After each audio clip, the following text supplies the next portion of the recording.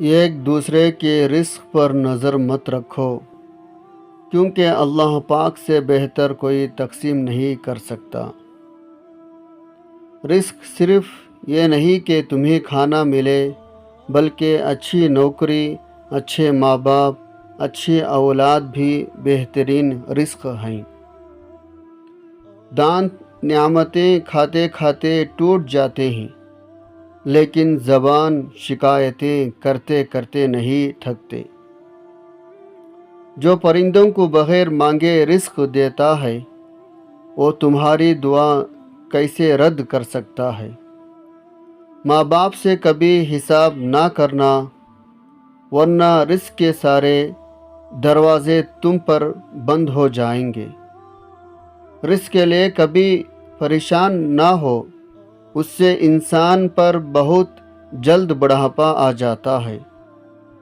بے شک رزق اللہ تعالیٰ کے ہاتھ میں ہے، انسان ذریعہ بن سکتا ہے مگر رزاق نہیں۔ ہمیں ہر حال میں اللہ تعالیٰ پہ بھروسہ رکھنا چاہیے اور اسے مانگنا چاہیے۔ اللہ تعالیٰ نے رزق کا وعدہ سب سے کیا ہوا ہے، لیکن بخشش کا وعدہ سب سے نہیں کیا۔ پھر کیوں لوگ رزق کے لیے پریشان ہیں؟ مغفرت کے لیے بے فکر اس بات پر ہم سب کو سوچنے کی ضرورت ہے۔ پاک پروردگار ہمیں اور ہمارے والدین کی بخشش فرمائے، آمین۔ اپنے رزق میں دوسروں کو شامل کریں۔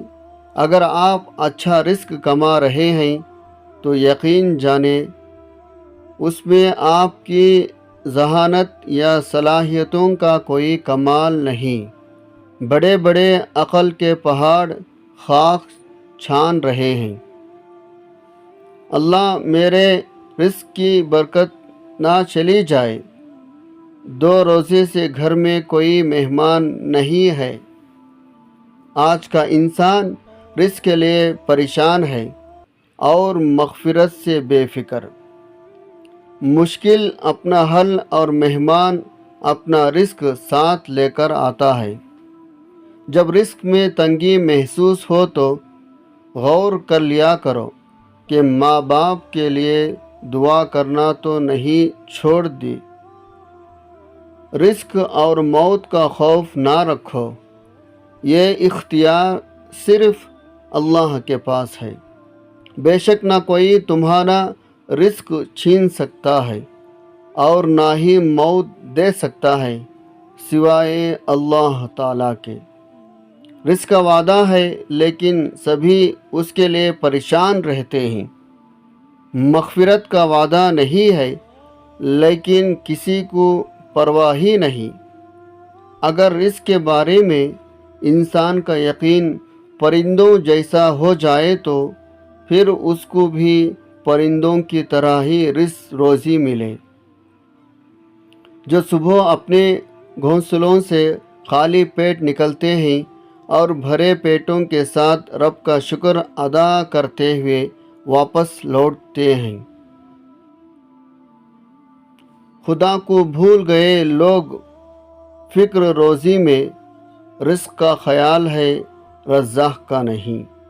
روزی اگر عقل سے حاصل کی جاتی تو دنیا کے سارے بیوقوف بھوکے مر جاتے۔ رزاق کو بھول کر رزق تلاش کرتا ہے، کتنا غافل مجھے آج کا انسان لگتا ہے۔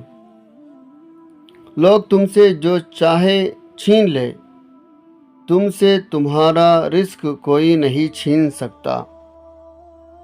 انسان رزق کے لیے دور دور تک جاتا ہے مگر رزق دینے والے کو بھول جاتا ہے۔ اللہ پاک میرا رزق اتنا کشادہ کر دے میں آپ کی مخلوق کی مدد کر سکوں۔ میرا ہاتھ ہمیشہ دینے والوں میں رکھنا نہ کہ لینے والوں میں، آمین۔ جب تمہارے گھر رزق میں تنگی محسوس ہونے لگے تو اپنے بہنوں اور بیٹیوں کو دعوت پہ بلایا کرو۔